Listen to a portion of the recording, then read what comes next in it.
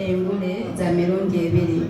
The biggest award ekirabo ekyamanyi kye twafunayo kyali kyakubeera nti we are the Eco Ambassador of UAE. Wengamba Eco, that means the green, go green. Wenjogera ku go green kitegeeza okipinga obutonde bwaffe omuli environment okubeera nga ffenna tukyenyumirizaamu. Ffenna Bannayuganda tukimanyi nti ekyobugagga kye tulina ly'ettaka eggimu. By the way, twebaza Katonda nti yalituwa. Tulina seasons ennungi kyoba olaba amawanga ag'enjawulo gajja wano eno because bo balaba ekirungi kye tulina ffe tutalaba. So nebaza Katonda nti ekyambasada wa Eco yakiwadde ffe, era today I'm here ngezeeko okuba nga njigiriza ensi yange, community yange, family yange n'abantu bonna bafanzi bange omu ku omu tulabe nga tuzzaawo Uganda gye twalina eyalimu ebyokulya nga ffenna tewali asobola kusula njala, because by then at least ate alina muceere walina ffene ewaka ng'osobola okulya, ate alina kawunga at least walina ng'osobola okulya amapeera, ate alina soda wasobola ng'okusobola omubisi gw'enjuki omubisi gw'embidde bye tutyakyalina kati. Naye mmanyi nti it's not too late. Singa tugezaako ffenna okulwanyisa kye twatta tusobola okukolawo ekinja ate ne tukibuilding okusinga kye twalina bifo. Why? Because ffenna tusomyeko, tumanyi ekyonoona obutonde bwaffe, ate tulabyeko effects zaabyo.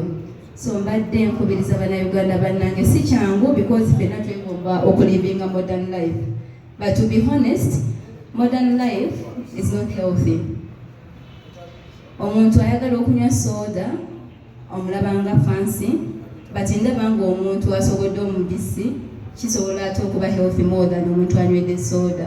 So bino byengezezzaako okulwana okuba nga njigiriza Bannayuganda bannange. Si ekyo kyokka, mulimu ebintu ebirala. We can learn how to recycle things, like tusobola to recycle parts, reusable parts. We know that mu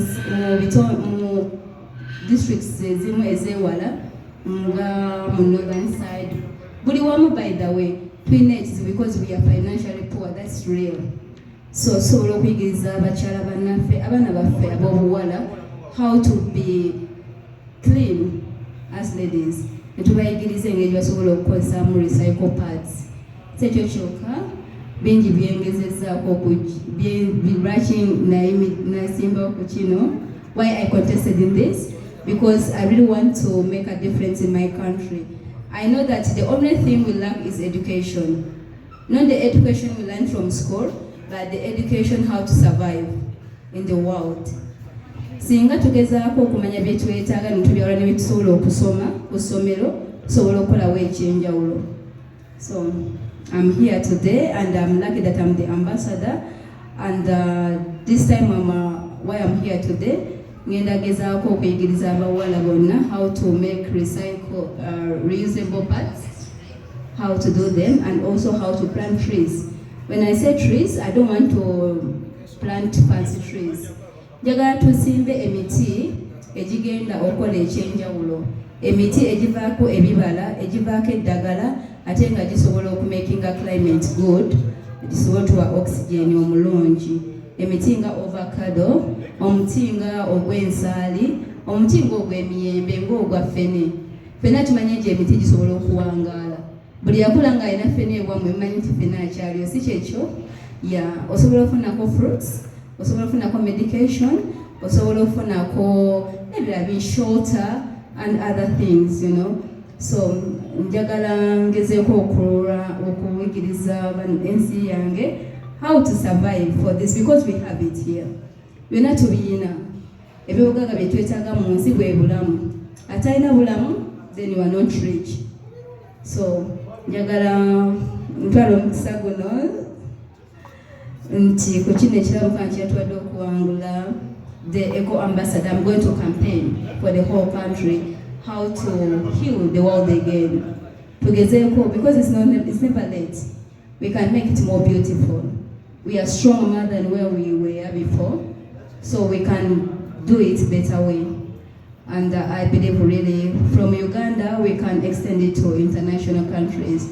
That's why I went there, because I know the best thing we have is a fertile land, and we are not using it properly. So if we use our land properly, I believe we can be the most even rich, healthy, happy people in the world.